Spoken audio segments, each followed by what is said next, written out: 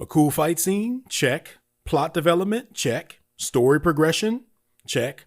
Checking in on our other characters? Check. I think we might actually have ourselves a decent episode here, guys. Also, how is Super Saiyan Goku able to defeat a Tamagami when Dabura couldn't beat one?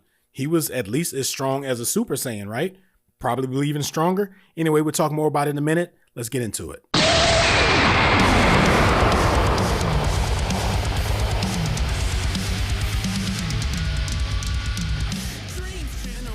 What is up, everyone? Welcome to episode 8 of Rock the Dragon, a Dragon Ball Daima podcast. Of course, I'm your host, Tim Bridgewater. Thank you guys for joining me again this week. I do realize that I'm a little bit late this week with the episode. If you listen to the previous podcast, over 160 episodes over there, you know that just happens every now and then.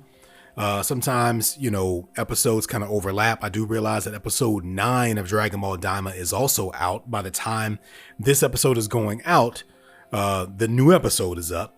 But sometimes I get a little bit behind because, life happens and things like that. But I'm still going to take my time and go through each episode individually in 2 different separate episodes of the podcast. Okay. I think back when I was doing Republic City Report, my Legend of Korra podcast, I would sometimes I would cover more than one episode of the show on one episode of the podcast. And I just found that made things a little bit more confusing later on for people who were coming on along later, because then the podcast episode numbers didn't align with the the numbers of the actual episode, the show episode numbers. So, I'm not going to do that. But as it stands right now, as I'm talking about episode 8, called Tamagami, I have not seen the following episode. Okay, even though it is out, I haven't seen it yet. So any speculations or anything like that I might spout out during this episode is 100% authentic because I haven't watched that episode yet. Now, with that being said, within the next day or so, or 2 days, 3 days maybe, I'll be following up with episode 9 of the podcast since that episode is already out, right? You might be saying, well, Tim, what's going on, man? Why did you take so long to come back with the episode? Is everything okay? Look, everything's perfectly fine. Honestly, I needed a vacation. So I took a vacation. My girlfriend and I, we went to Vegas for a couple days at the beginning of the week. And then I just took the remainder of the week off when I got back home. It had been, let's see, a couple months since I had taken any sort of a trip. I try to do that every so often, as you guys should as well. Take a little trip somewhere, get out of town, relax, and all of that. So, that's the short version of that, is that I was out of town. But so I'm back now, and now we can jump back into Dragon Ball Daima talk. And I am very, very, very excited to say that, I actually came home to a fairly decent episode of Dragon Ball Daima this week. Okay, so don't worry, we're talking more about that in a minute. Of course, if you have anything you want to say, send me an email at rockthedragonpodcast@gmail.com for our email segment, which is titled, What Are You Saying? Now, with that being said, I do have 2 emails here this week that I'm going to read during that segment, which once again will come after the episode talk. I have one email from Andrew G, and then I also have an audio recording from my buddy Ricky. Sent in an audio recording of some of his thoughts about this episode, and also 1 or 2 theories, questions to sort of ponder upon. I mentioned one of those at the start of the episode, that little intro bumper, and then we'll talk a little bit more about that, and we'll dive into that once we get to the email segment. Okay, so if you have anything you want to say, once again, rockthedragonpodcast@gmail.com. And I don't want to be a downer here. I don't want to be a bummer here, but this may be one of the last chances you have to kind of write in, as it pertains to Dragon Ball Daima. As I've mentioned on previous episodes of the podcast, the numbers aren't really great right now with this podcast. I do realize that I'm only 8 episodes into it. Some of you guys are probably thinking, well, Tim, you're only 8 episodes in, man. What do you think is going to happen? Right? What do you think you're going to have the number 1 podcast on the planet, 8 episodes? Of course not. Obviously, I did an entire podcast before this where I talked about, it lasted 2 or 3 years, right? But with that podcast, it was long enough to where I was able to actually watch the growth So I was actually able to see that more people were listening from week to week to week. That's not really happening here. And with this series only being 20 episodes, it's not really enough time either, right? If this was a 100 episode series, there's no way I would be talking about, 8 episodes in, letting the podcast go, right? But considering that we are almost halfway through, I think it's fair to say that I'm not expecting any really big changes here in terms of the analytics. I don't expect to get a flush of new, subscribers or listeners or followers all of a sudden out of nowhere. Even though this one episode of Dragon Ball Daima was fairly decent, most of the ones before this were just pretty fucking terrible. So I'm not surprised that most people probably aren't even watching this show. That along with the fact that it's streaming only, and not only is it streaming only, but as far as I can tell, it's still only currently being updated weekly with the English dub on Crunchyroll. Even though you can find Dragon Ball Daima on Netflix and on Hulu, the last time I checked, you still couldn't watch the English dub over there. You still have to have Crunchyroll. So when you factor in all of those elements, the fact that this show is just not very good, most people decided they weren't going to watch it because they didn't like the fact that they turned them into kids. It's only 20 episodes, and they have to go out and purchase a subscription to a streaming service that they probably don't have or probably didn't have already. I'm not surprised that a lot of people aren't watching this show, and thusly, I'm not surprised that I don't have a bunch of streams happening with this podcast. So with that being said, somewhere right now, the plan is for episode 10 to be the last episode of the podcast. Okay, so once again, not trying to bum anybody out, but I'm just trying to be 100% transparent with you guys. It takes a lot of work. Even right now, it's 11 p.m. on a Sunday night when I should be asleep and I'm recording this podcast, and I'm thankful for you guys. I'm thankful for you guys that's still listening, and those of you who come back every week, because you guys are keeping me motivated to keep it going thus far. But if I'm going to commit to another 11 episodes or 11 weeks of this, I need to see some growth in the podcast, and I'm just not really seeing that. And if it was a longer show, I'm sure that would happen. But it's not. Okay. By the time people start to discover this podcast, the show will basically be over. And I just can't think of I just don't want to spend so many hours of my weeks doing this, just for the same lovely 20 or so people. But, I'm exaggerating there. There are more streams than that. But I know I have my dedicated listeners, and you guys come back every week, and I'm happy to have you guys. But obviously, I need to see some growth here if I'm going to keep committing time to it. So as it stands right now, we'll just go ahead and say episode 10 is going to be the last episode. Don't be sad. Okay. That doesn't mean I'm going away forever. I could always pop back in with episode 11 a few weeks after that. So just keep your subscription active and go follow me over on Instagram at Rock the Dragon Podcast. And then, we can just kind of see what happens in the future. Anyway, enough about that. Listen, we're going to jump directly into the episode talk. I want to get into this one. So, of course, this episode of Rock the Dragon, a Dragon Ball Daima podcast, is going to cover episode 8 of Dragon Ball Daima, titled Tamagami. Okay, so as you guys have sort of, learned throughout the history of this podcast over the past several weeks, is I've gotten into a little bit of a habit of talking about the title of each episode. Not really much of a reason to jump into the title on this one. It's pretty clearly named after the Tamagami, because in the previous episode, we know that Goku had just reached the Tamagami to challenge it to get the Dragon Ball. Okay, so that's basically where this episode picks up at. Okay, and I'm not going to spend too much time talking about this initial scene and this initial sequence, because it's a fight. And if you've listened to my previous podcast, you know that when it's a fight, there's only so much you can say about it. And unless I sit here and do active commentary, oh, now he's swinging the hammer. Goku just extended the power pole. He just hit him in the face with the power pole. Oh, Goku is just actually flew across the screen. Now he teleported. Now he's sitting on top of the hammer. Okay, you see, that's not very interesting to listen to. So I'll just give my basic summary of my thoughts of it.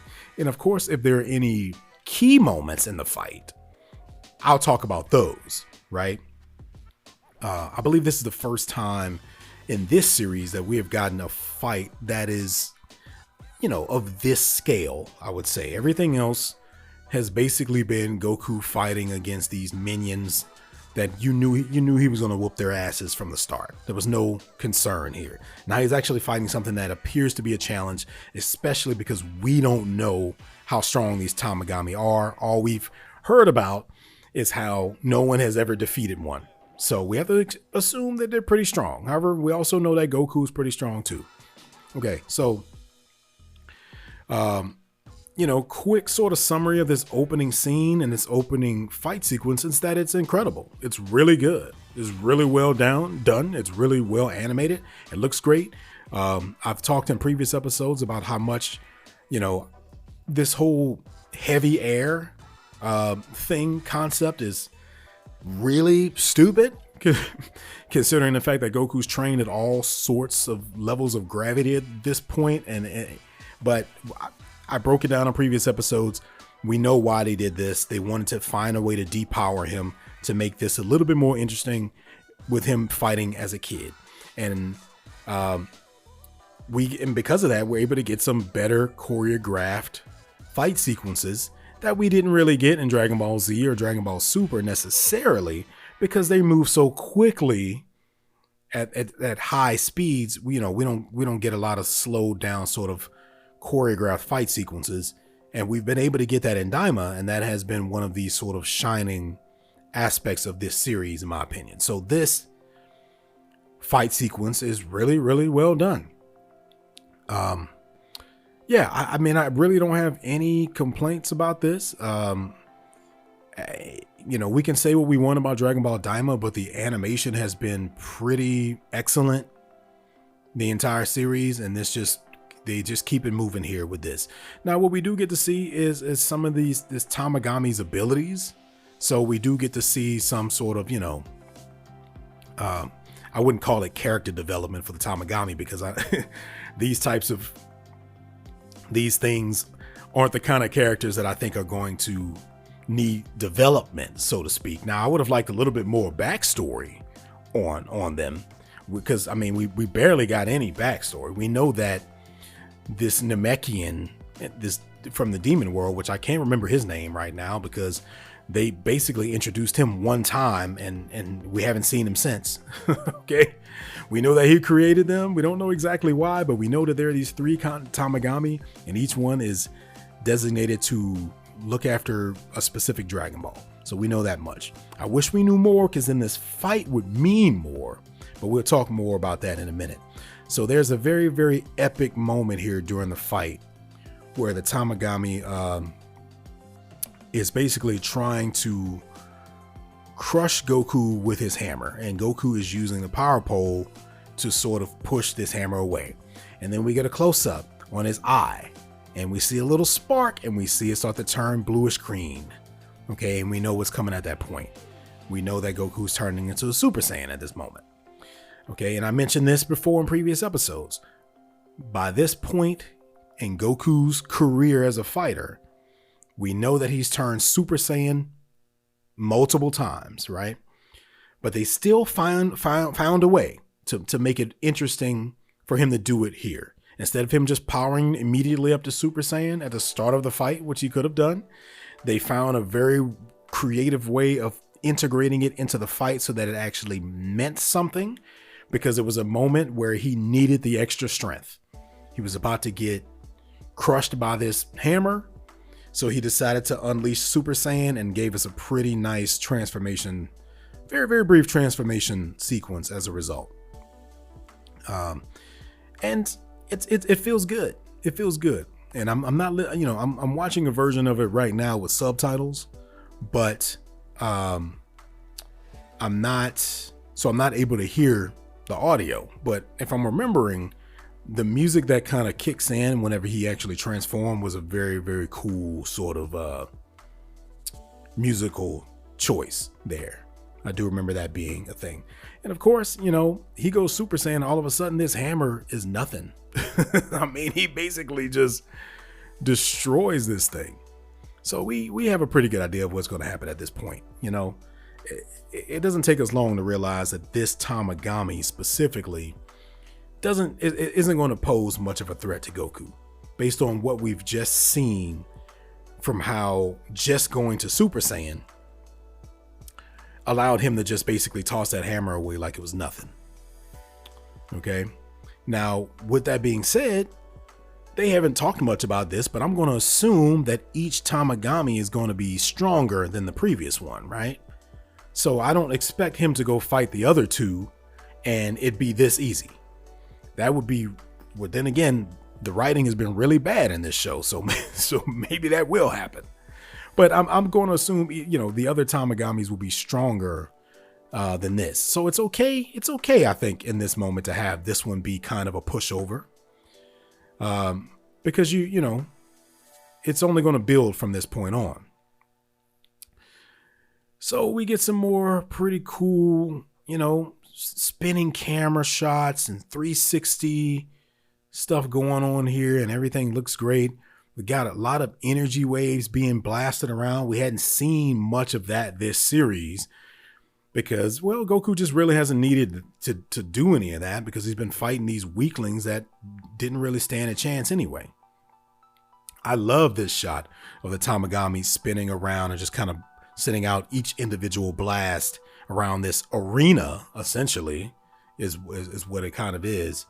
And then he does his attack where he just kind of like, you know, infuses energy into the ground and causes the ground to crack and crumble. And then we get, man, a really, really awesome moment where Goku charges up a Kamehameha. Okay. And they show it in a very, very creative way with a lot of spinning camera stuff going on. And he unleashes that thing and they do the thing that I love where they'll unleash the blast and then they'll show it from one angle and then they'll show it from like a different angle, like right after that. But they'll just play it again, but from a different angle. And I love when they do that because it adds another layer of impact and power to the blast. It just makes you feel it even more. And we get a beam. We basically get a beam clash here between these two. Man, and I'm looking at it right now. And I'll tell you this. Regardless of how terrible this series has been, I can watch Goku unleash a Kamehameha a million times, and I will never get tired of seeing it. I will never get tired of seeing it. Especially when they do it like this, where it's different, right? It's a kid Goku. We've seen kid Goku do one. How many times have we seen a Super Saiyan kid Goku do one? Right? So it just looks awesome. I mean, these are the moments that make Dragon Ball worth it.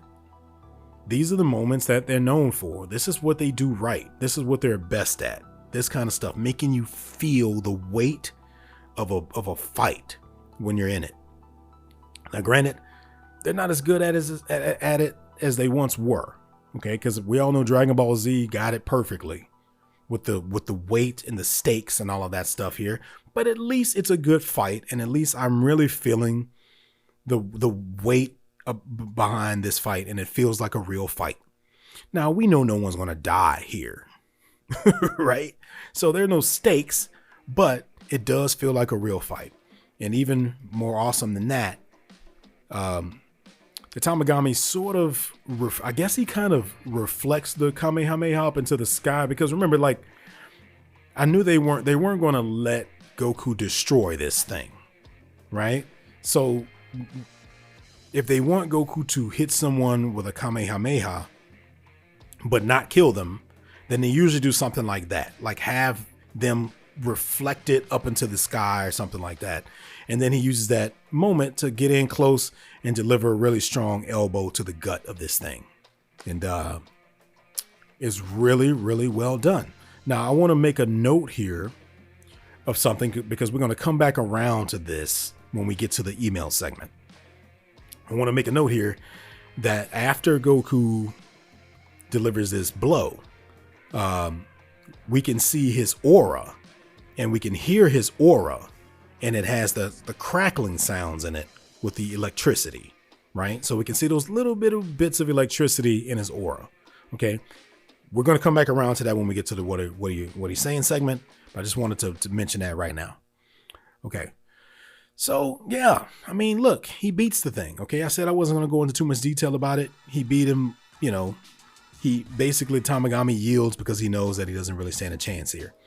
So that should be it, right? No, it's not it.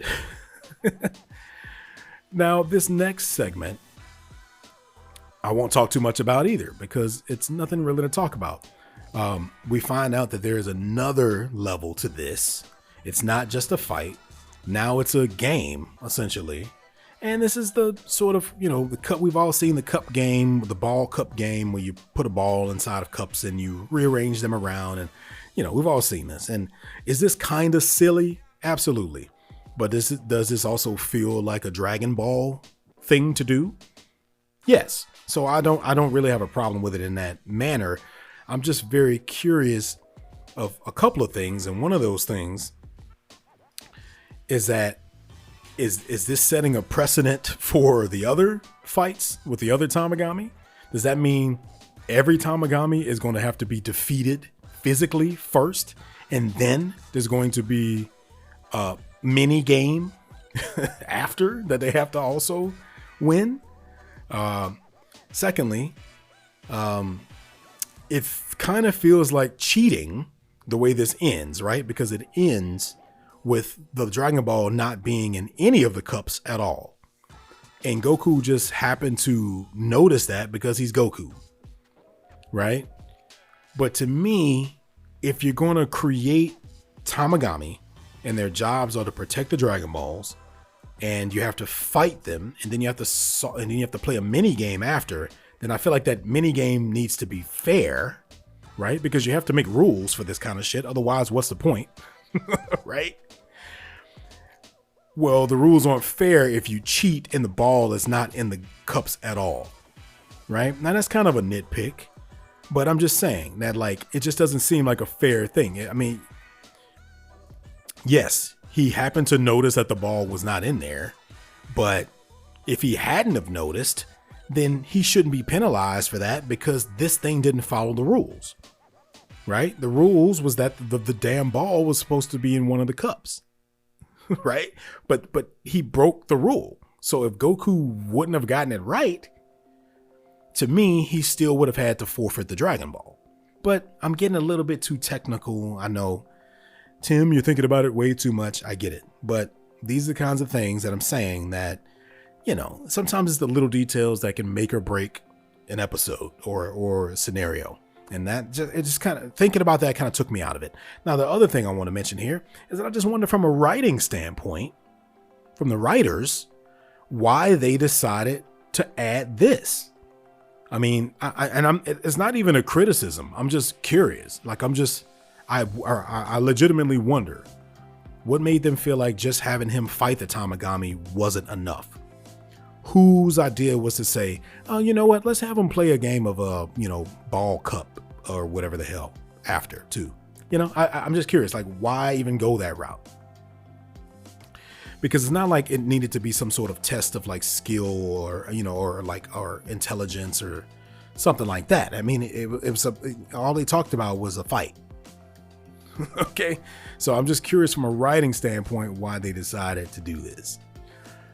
Anyway, Goku realizes and recognizes that the Dragon Ball is not in there at all, that he slipped it out, and I don't know. Like, I feel like I know what this is supposed to be. It's supposed to be, like his intellect is different than anyone else's because he was able to see through the trickery and still find the thing, right? I've seen we've all seen a lot of movies and TV shows where it's the character is doing a test, and they find that it's like a trick in there somewhere. And they're like, no, it's neither or. It's a trick question. Yeah, you know what I mean? And there's a realization. And because of that, the other person is like, yes, you are the one. You know what I mean? But we don't have enough backstory or setup on this Tamagami or this story for this moment to mean that, right? There's no setup for this. There's no payoff. There's no scenario that they've created where we're supposed to feel like, oh man, Goku is the chosen one because he knew that the ball wasn't in any of the cups. But that's the way they're kind of treating it. But they didn't set it up like that, so it's kind of silly. Now I'll say this once again, I really enjoyed this fight, but I can't say that it meant much. Yeah, he got the Dragon Ball, but for as epic of a fight as it was, it doesn't really have any impact because we don't know anything about this Tamagami at all. They didn't do a good job at setting this up. I mean, hell, it took them 4 episodes to even come back around to this as a storyline, and then they did basically nothing to build it up. So this fight, while very nice to look at, doesn't have much meaning or impact because they didn't do anything to kind of, you know, make us want it and build up to it. But whatever, he's got the damn Dragon Ball, okay? I'm not gonna complain too much about it because at least we got something advancing the story here. Now, we're going to move on. Yeah, because I mean, look, it's a pretty good scene. It's a feel-good scene. I think I'd be willing to bet most people felt pretty good with this scene. We've got Goku holding the Dragon Ball up. All of the townspeople are cheering, right?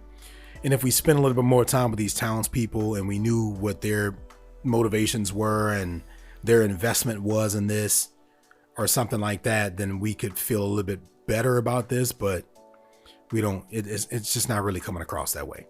Now, here's another story development, right? And this is what I mentioned at the beginning of the episode, is that we do get some story progression here. And that is Glorio checking in with Aransu because we learned that he's working with her or for her. And he's basically reporting that they have a Dragon Ball. Okay, so this is where it starts to, once again, this is where the story starts to develop. Oh, you mean Aransu wanted a Dragon Ball? Okay, so now, and she mentions the fact that she said it's time to set a main plan in motion. This is basic storytelling. The question is, why did it take them 7 episodes to get to this? I mean, we knew they had it in them, but they decided to waste our time with 6 or 7 episodes when nothing happened. Just to drag this shit out. This is what we want. It's not impossible to give us every episode like this. You know, most successful shows do it. Hell, even Dragon Ball Z did it for the most part, with the exception of episodes that were intended to be filler. So they head off in the plane, and we get a nice little cute shot of the Tamagami mimicking Kamehameha, which I actually really liked. And then he gives him a wave. And this, you know, this is not uncommon at all. There's been many moments throughout the Dragon Ball history where Goku has fought someone or something, and they end up having a lot of respect for him after the fight. So I really like that moment. So they're back on the plane, which is the last place I want them to be at this point, because I've had enough of this. But honestly, this is where you put that kind of thing. We just had a major story development. So now it's okay for them to be on a plane for a minute, chilling out, taking a break, you know, recovering, giving us a little bit more, you know, texture to the story. And we find out that they're going back, they're going to the second demon world. And some little, you know, details about that. Okay. Then we go back to Goma's location for a moment, which looks amazing. We need to see more of this place. And we see that he and Degasu are back in this chamber where they watch, moments from what happened with Majin Buu.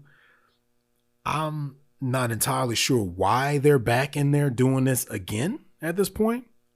Maybe I'm missing something, but we do get a revelation here, or we do find out some new information here, and that is Degasu notices that Aransu was actually present during the fight on Earth with Majin Buu.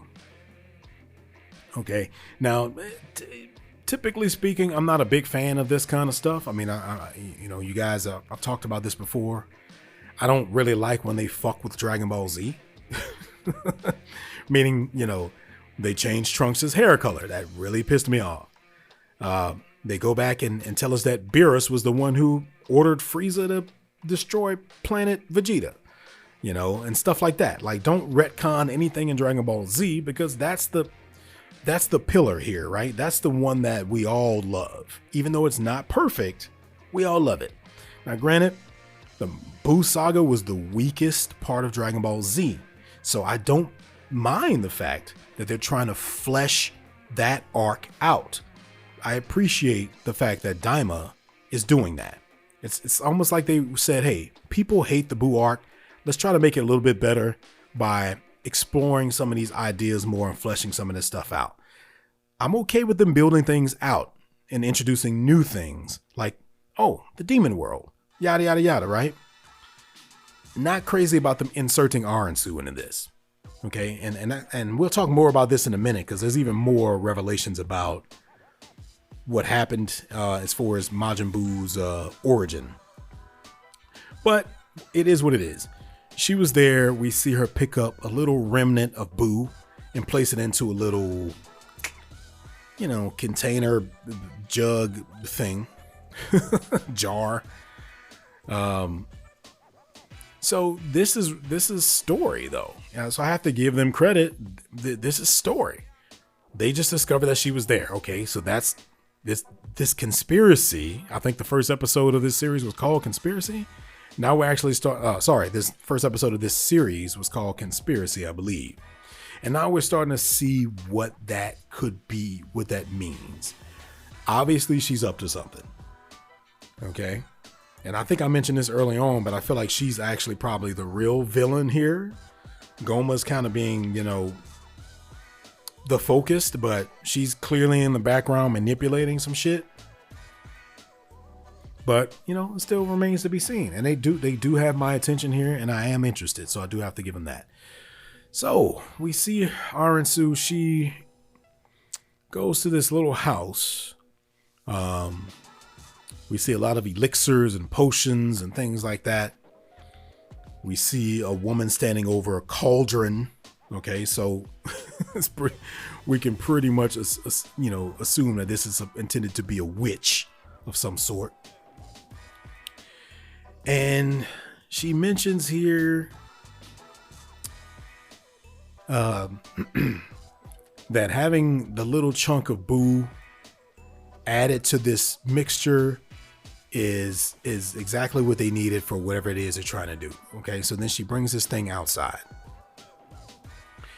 But through their conversation, we start to find out that she had a hand in creating Majin Buu, because they're talking about, this time around, it'll be better because Majin Buu was so unpredictable and he almost destroyed all of us. So this time we're going to get it better, but we're going to put a little bit of Buu's essence into the mix. Which I don't understand why they would put any of Buu into this thing if they're trying to make something better than him. That just seems kind of silly, but okay. So it is heavily implied here, unless I misunderstood something, because I had to watch this again. But I think what's being implied here is that Bibbidi is not actually the one that created Buu. That it was this witch, but it's also kind of implied that maybe she was working for him, that it was under his instruction and his order to do this. Okay, at least that's the way I kind of picked up on this. Now, How do I feel about that? Well, because we were just talking about retconning things, inserting characters that weren't created yet back into the main canon of things and changing stuff around. I don't like it. I don't really care for it, but I will say this. It's not as bad as, say, once again, finding out that Beerus ordered Frieza to destroy planet Vegeta, which is something I think that they even retconned in the Dragon Ball Super Broly movie, so I'm not even sure that that's the case anymore. But that was a thing that happened in Dragon Ball Super that I didn't care for. I was like, well, don't create this new character and then insert him in the past and change the whole canon of Dragon Ball Z now. Even though they're kind of sort of doing that here, the reason why I'm okay with it, and the reason why I'm okay with it is because unlike the Frieza, Vegeta, Beerus situation, we didn't actually see Bibbidi create Buu, right? All we've ever heard was them talk about it. It was just some quick exposition from Supreme Kai. You know, I believe they were all flying to Buu's location, and Supreme Kai was given exposition, and he was explaining Bibbidi and Bobbidi and Buu. So it stands to reason that they would have been more to that, right? Because I don't think they actually showed us any of that. I do remember getting like a flashback of Bibbidi, but I don't think we didn't see him creating Buu. So I'm kind of okay with it, because it's not like, once again, with Frieza and the planet Vegeta, we saw that more than once. Okay, we saw flashbacks of it, of him blowing up, you know, planet Vegeta in Dragon Ball Z. They made an entire special about it, Bardock, the father of Goku, where they basically show the entire thing. And then we saw more flashbacks of it, and then we saw it again in Dragon Ball Super Broly. So it's weird that they would try to retcon any of that, because we saw it already. We never actually saw any of this stuff with Bibbidi and Buu.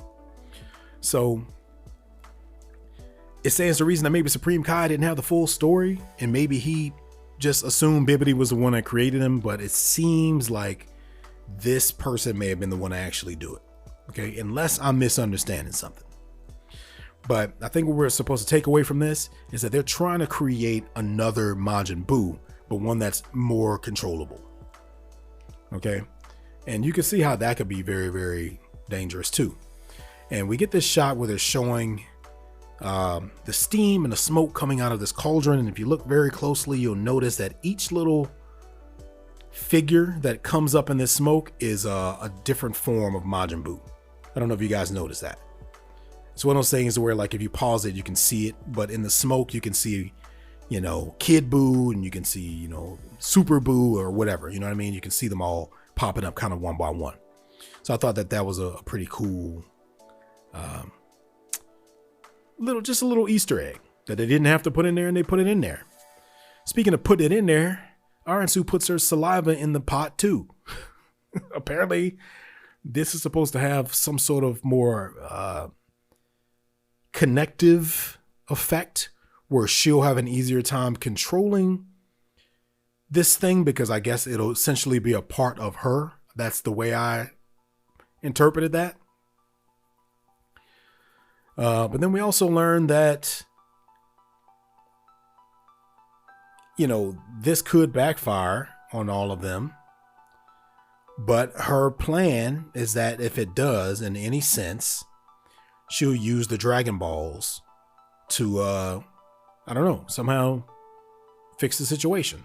So it's being revealed here that this is all a setup to get the Dragon Balls from her. You know, Glorio essentially went to go get Goku because they knew that Goku would be able to defeat the Tamagami and get the Dragon Balls to help her with whatever her ultimate plan here is. Okay, and that's actually pretty decent writing angle. I have to say that. I do have to admit that that's pretty decent. I mean, there's nothing new about that. There's nothing new about that type of scenario in a movie or a TV show. But I do appreciate Dragon Ball, because Dragon Ball doesn't usually do this kind of complex storytelling, right? Got interesting with Dragon Ball Super when they got into Zamasu and Goku Black and all of that. And this kind of reminds me of that. It seems like they're trying to step up the writing a little bit by having like plot twists and reveals and stuff like that. Whereas everything in the past was more or less pretty straightforward. And it felt like they were making it up as they went along. But this feels a little bit more thought out, and I appreciate that. It just sucks that it took us this long to get to this point, is what I'm saying. Because we didn't need the past 5 or 6 episodes. So yeah, a little bit of a reveal happening there, I guess. So we do revisit this. Man, am I the only one that doesn't really care for these other characters, like the king, Pansy's father and his assistant? I just don't care about them. I really don't. But we do get to see Bulma and Piccolo and Vegeta again, and they are. While I was very happy that they showed them this episode, they almost could have just left them out because we don't get anything really worthwhile from this. We see that the king and then they're all celebrating Goku getting the Dragon Ball, and there's some information where, oh, you can just take them to a hotel now. You don't even have to come here. Just go straight to the next Tamagami, because that's where they'll be. So just check into a hotel. Okay, well, that's just them dragging the story out again. This is just another attempt to drag this out by making them take even longer to catch up with Goku for no reason. But I'm not going to bust their chops too much about it, because this, they're progressing the story. And that's all I can ask for here at this point. And we even get a little bit of a humorous moment with Vegeta at the end, being Vegeta, being rude, and then getting called out by Hybus for it. And then he turns red, and yeah, it's I don't mind stuff like this. This is Dragon Ball stuff, so it's all right. It's all right. And is that how the episode ends? Yeah. Okay, that's how the episode ends. Okay, so what'd you think about that? What are you saying? Send me an email at rockthedragonpodcast@gmail.com with your thoughts. Well, honestly, never mind. You've already done that because this episode's old at this point. So disregard that. But yeah, quick summary of my thoughts of this episode. It was okay. It was definitely a major step up from what the past few episodes were. The story was progressed here. We got to see basically all of our main characters. So we got to see multiple locations. We jumped around. Everything that we saw, for the most part, meant something. That last scene didn't really mean anything. I think it was more so just about checking back in with the other characters, that's okay as well. Not every single thing has to be a major plot development. But most of this episode was, and stuff happened, and we got a really cool fight sequence out of it, and we got a Kamehameha out of it. Yeah, we got some story-related stuff and some revelations and etc. So, I mean, hell, if they keep this up from this point on, there might be some hope for this series after all. I don't think I'll be around still podcasting when and if that happens. But I will still continue to watch the show, and I hope that you guys too do as well. I mean, I already subscribe to Crunchyroll, so why not just go ahead and keep it? I think it's $5 a month or some shit. So anyway, so yeah, with that being said, we're gonna jump over to what are you saying for the week. So if you have anything you'd like to say, send me an email at rockthedragonpodcast@gmail.com. Once again, I said I do have an audio recording here from Ricky that I'm going to play. I'm not sure I'm going to play the entire thing or not, Ricky. It was a little bit longer, I think, and I may just play the parts that are going to generate the conversation, because some of that was just you just basically giving your general thoughts on the episode, but I usually like to focus on the discussions, right? Like if there's a question or something, that's what I like to really focus on. So I haven't decided yet. When I edit this thing, maybe the whole thing will be there. Maybe it'll only be a portion of it. I also have an email here from Andrew G that I'm going to read also. And I also want to mention the fact that Ricky actually sent me an audio recording I believe, about a week ago. Also, just making a suggestion for another show to watch, and that is a show, an anime called Solo Leveling. I actually want to mention this at the beginning of the episode. Ricky, I feel like Solo Leveling is the one that pops up on the home screen every time I log into Crunchyroll. So I have been seeing that there. If any of you other guys are watching Solo Leveling and you want to let me know your thoughts on it, because Ricky thinks I should watch it. He also thinks I should podcast about it. Now, probably won't do that. Okay. Because if I'm going to podcast about something, it's usually something that it's usually based on an IP that I already love. Right. So because I already know what I'm getting into, so I can make the commitment to podcast about it, like I did with The Legend of Korra, where I'd already watched book 1 of Legend of Korra already. And of course, I was a fan of Avatar: The Last Airbender. So I already knew that this was a world I was interested in. So it made sense for me to podcast about it. Same thing with Rock the Dragon or Dragon Ball Super podcast. Well, I watched Dragon Ball Z, one of my favorite shows of all time. I felt confident podcasting about that. This is something I've never seen and never heard of, so it's really, really unlikely I'll podcast about it. However, I will watch it. And I do want you to give my money back if it's bad, because you said in your audio recording you'd give me my money back. Okay, I'm just kidding about that part. But I do have Crunchyroll, so it's not going to hurt me to check it out. I mean, I don't have anything to lose. So I'll tell you what, I'll check out Solo Leveling. I will. Okay. So let's jump over to Andrew's email here. It says here, episode 8. Andrew writes, "Yo, Tim, I like this episode. I'll be honest, the past one was so forgettable that I didn't even remember that they had found the first Tamagami at the end of it. But this episode jumped right into the action, and a solid half of the episode was the fight itself. Great animation. I like the use of the power pole.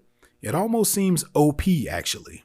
For those who don't know what OP means, that means overpowered. I'm sure most of you guys know that. Okay. Basically, Thor's hammer, because it's apparently indestructible. This isn't a complaint or anything, though. I wouldn't really call anything related to it a retcon of its power, because I don't think rules were ever established for it. To me, it felt like the story consistently moved forward the whole episode. I don't love that they made that Majin witch lady the creator of Buu, honestly. That's a big retcon on the level of Beerus ordering Frieza to destroy Planet Vegeta. Not terribly necessary. Would have worked better if she was one of Bibidi's apprentices and learned it from him. That also would make her several million years old if memory from the Buu saga serves me right. But these are small complaints. I get the feeling once Vegeta is featured more, there's going to be a lot of humor centered around him. Hope you enjoyed this one, Andrew G." Andrew, man, thank you so much for writing in here. This was a perfectly fine episode. I mean, had they spent some time kind of building up to this, I think it would have been much better. It would have been more impactful. We would have felt a little bit more. That fight would have meant a little bit more, even though it was very, very cool to watch. I didn't really feel like it meant anything. And it wasn't like this satisfying, apex of a, climax to a story or anything, but I think it was fine. You mentioned that the power pole seems like it could be a little bit overpowered. Yeah. And you're right. I mean, I didn't watch the original Dragon Ball in its entirety, so I'm not sure what the rules are for the power pole myself either. And it seems like it doesn't have any length limits. It seems like it can stretch as far as it can. It seems like it's indestructible. I mean, Goku was basically using that pole to push back that giant hammer. Now, you could say that maybe had a little bit more to do with Goku's strength than the actual power pole itself. But if that were the case, then the power pole would have broken, right? So, because it also has to be very, very strong itself. So yeah, I don't know, and if it is that strong, well, why does he only use it when he's a kid? It's been there the entire time. He could have went back and got that thing whenever he wanted, but we know why, because they're just trying to trigger the nostalgia of the original Dragon Ball by giving him the power pole again, right? Yeah, I talked quite a bit about this idea of that this witch was the one who actually created Buu. So I won't get into that again, but I agree with you. I don't care for it. However, I'm willing to give it a little bit more slack because we didn't get, all we ever really heard about it was from Supreme Kai telling us that Bibbidi was the one who created Buu. They didn't really show it. It was just some words that came out of his mouth. It was just dialogue. So I'm willing to let it slide a little bit more for that reason. And yeah, if they, I also have a feeling that Kid Vegeta is going to be a source of humor here, because with him being tiny and mad, that's just funny by itself, right? So I hope they do utilize that a little bit more, but not to the point where they're getting goofy about it and shit like that. All right, Andrew, thank you so much for writing, man. Appreciate you doing that. At this point, we're going to jump over to Ricky's audio recording, and then we'll come back in and we'll get it closed out. There's a little bit of continuity issues with this episode, where leading up to the Tamagami fight, we heard constantly that no one has beat the Tamagami before. They not even King Dabura could beat the Tamagami, and we know how strong Dabura was. He was able to fight Gohan at Super Saiyan 2. Obviously, Dabura, pretty strong guy. He's at least as strong as a Super Saiyan 2. So it should at least take Goku going to Super Saiyan 2 to beat a Tamagami. But that's not what we got. We got him. He turned Super Saiyan. Once he turned Super Saiyan, the fight's essentially over. We might be able to chalk it up to maybe Bibbidi's little power-up that he gave Dabura was enough to allow him to match Gohan, but it wasn't. He didn't have it when he was Demon King of the Demon Realm, and so he wasn't able to fight the Tamagami with that power-up. I don't know. I don't really care to know, if I'm honest, but I don't think that question's ever going to get answered, but it is something that bothered me. Okay, Ricky, man, thank you so much for sending that in. As always, great to hear from you. I hope everything is going well.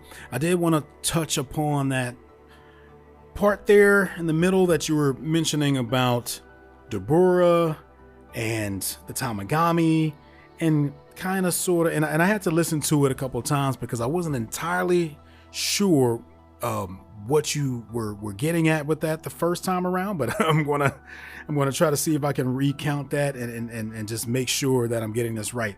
It sounds as if you're saying that, for example, we just watched, for argument's sake, this is just surface level sort of, me catching your general idea of what you're saying here, is that we just watched Super Saiyan 1, right? Goku defeated Tamagami.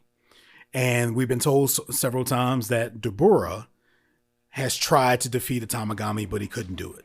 But we also saw Dabura fight a Super Saiyan level 2 Gohan back in the Buu saga, right? So it stands to reason that if a Super Saiyan level 1 Goku could defeat a Tamagami, then certainly a Dabura who was able to go toe-to-toe with a Super Saiyan 2 Gohan should have also been able to defeat a Tamagami, right? I think you probably worded it differently than I did, but I think that's essentially what you were getting at there, is that, well, he should be at least as strong as Super Saiyan 2 since he was able to go toe-to-toe with Gohan.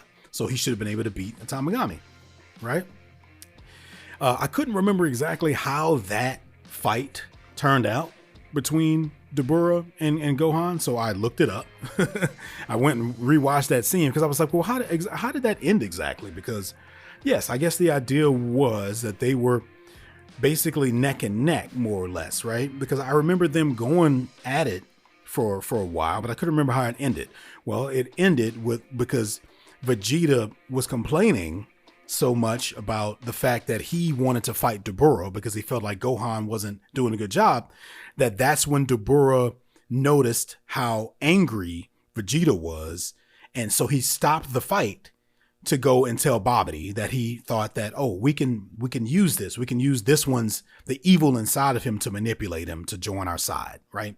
So that was just a quick aside. That's how that ended, because there wasn't a clear winner in that fight. So I was like, well, who was technically stronger between Dabura and Gohan? Well, we don't technically know, because that fight never got a chance to happen or finish, because Dabura stopped the fight. Okay. So, but I do think it is safe to assume that he was at least strong enough, at least as strong as a Super Saiyan 2, because he was going toe to toe with Gohan. Now, but it's also important to remember here that Gohan was not exactly at his best, right? Because part of Vegeta's complaint was the fact that Gohan was not as strong as he was when he was a kid. Meaning when Gohan fought Cell as Super Saiyan 2, he was way stronger than he is as Super Saiyan 2 fighting Dabura. And I know that's kind of weird to think about, because you say, well, they're both Super Saiyan level 2. But the way I've always kind of looked at it in the Dragon Ball world is that there are levels within levels, right? You can have a weak Super Saiyan 2 and you can have a really strong Super Saiyan 2. And I feel like Gohan was just at the weak Super Saiyan 2. Because it seems to me, once you hit a transformation, there's no going back. But whether or not you continue well beyond that transformation to a much higher level of power depends on how much you train. And at that point, he was going to school and high school and stuff, and he wasn't training, so he wasn't very strong. So why do I bring that up? Well, because that means that while Dabura might have been just as strong as a Super Saiyan level 2, Gohan was at a weaker Super Saiyan level 2 at the time, right? So it's not like he was just as strong as Gohan was when he fought Cell. Of course, he should have been able to easily blow that Tamagami away, theoretically, if you look at it like that, right?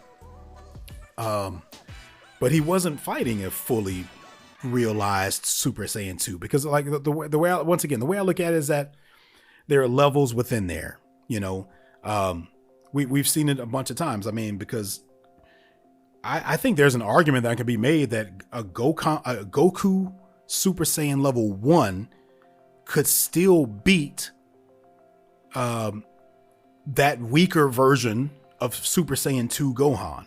You might say, well, that doesn't make any sense, Tim. Like, Gohan's at Super Saiyan level 2, Gohan, what did I just say? It doesn't make any sense, Tim. Gohan is at Super Saiyan level 2. Goku's at Super Saiyan level 1. Clearly, Gohan should win. Well, not necessarily, because Goku is Goku. He has better training. He's been fighting his entire life. Sometimes it's not just about power. Sometimes it's about technique, creativity, being a smart fighter versus brute strength, and etc. Right?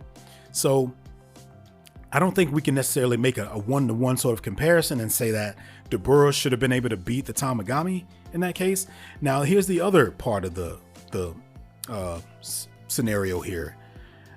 You mentioned the fact that, so with that logic, Goku should have at least needed to go to Super Saiyan level 2 in order to beat a Tamagami, right? Because you're kind of basing it off of the idea that Dabura was not strong enough to beat one, but he was strong enough to go toe-to-toe with the Super Saiyan 2 Gohan.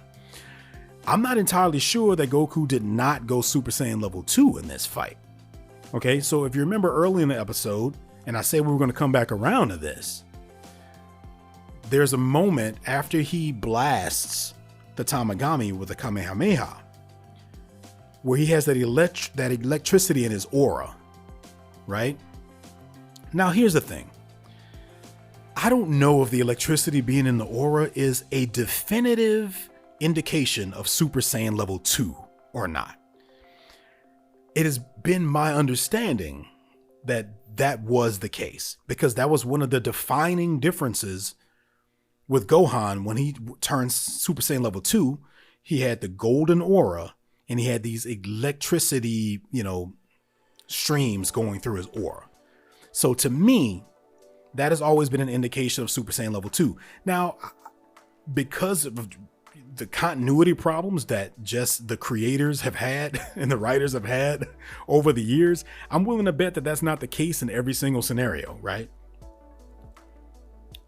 But from what I understood, that was an indicator of Super Saiyan level 2. Now, if that is correct, which it might not be because I don't know everything. If that is correct, then Goku was technically Super Saiyan level 2 when he hit that Tamagami with that final elbow. If you go back and watch that scene, you'll see and hear the electricity in the aura, right? Now, I'm going to say this. If that is the case, and then that's a really, really nice detail that they put in there. Because if that is the case, then I have to give them a round of applause for thinking about that, to say, hey, you know what? We need to make sure when he beats this Tamagami, he needs to be Super Saiyan level 2 so that the power scaling matches up. Now, this is Dragon Ball. I don't think they're putting that much thought into any of this shit, to be honest with you. And I know we're just talking about it just for the sake of fun. Because there is no real answer to this kind of stuff. We know that they can't even keep up with their own power scaling, let alone us as fans. But based on the examples that you gave, it looks like Goku would have been Super Saiyan level 2 when he beat that Tamagami. So that should hopefully alleviate some of your concerns about that, right? Because that's kind of what I took from it, from watching that. Now, also, once again, Goku is not Dabura, and Dabura is not Goku, right? Like, I mean, it's not always just about strength with these fights. It's about technique, skill, experience, etc. It's totally possible that Dabura was just as strong as a Super Saiyan level 2 at the time that he fought the Tamagami, but he just wasn't smart enough to figure out how to defeat it. Or he didn't have any techniques that could get it off its guard, right? Because it wasn't the Kamehameha that was the defining attack in that interaction with the Tamagami. That was just a distraction. Once that thing was deflected, Goku got in there and gave him that elbow to the gut. So that's not just strength, right? That's technique. That's thought being put. That's smart fighting.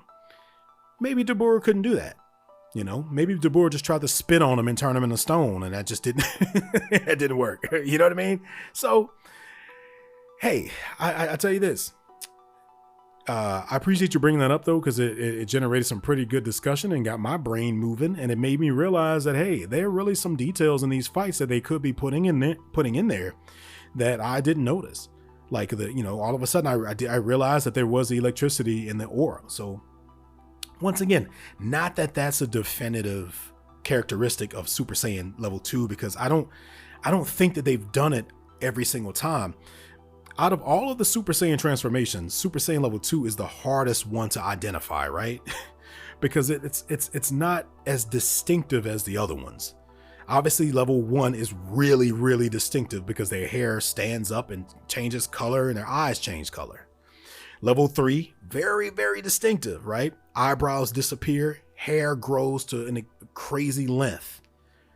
And then we start getting into 4 and blue and all these other ones. And yeah, but the idea still applies. They all have very, very distinctive looks. Whereas Super Saiyan 2 is kind of like, maybe the hair is a little bit more defined. I know with Gohan, he had that one strand of hair that would hang in front of his eye, but then they just started making him look like that in general, I think, at some point. So then the only other thing is the electricity in the aura. So it's very, very hard to tell. So yeah, anyway, okay. What do you think about that? What are you saying? Send me an email at rockthedragonpodcast@gmail.com. I'll be back very soon with episode, what is it? What would it be? Episode 9? Yeah, episode 9 of the podcast. And then we'll have episode 10. And then for, unless a miracle happens between now and then, we'll be closing it out with episode 10.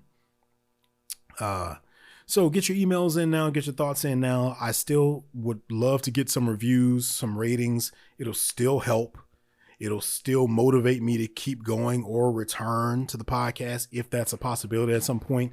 But for right now, I'm kind of busy. And if I was going to start podcasting again and make time for this in my life again, then I needed to see some growth. I would love to be able to monetize this to some point one day, to be honest with you guys. I mean, I did that whole previous podcast for absolutely free. I mean, I had a Patreon for a couple of months, but I pretty much had like 5 people who signed up for that. So that wasn't much. And there's no ads on those. So I was kind of hoping with this one, maybe there would be an opportunity to sort of, make back some of what I've put into the show. And it's just not enough time for this podcast to grow for that to be a possibility, given the fact that it's only 20 episodes. So anyway, I think that about does it for this week, guys. So until next time for Rock the Dragon, a Dragon Ball Daima podcast, my name is Tim Bridgewater. I will see you guys next time. So until then, keep on rocking the dragon.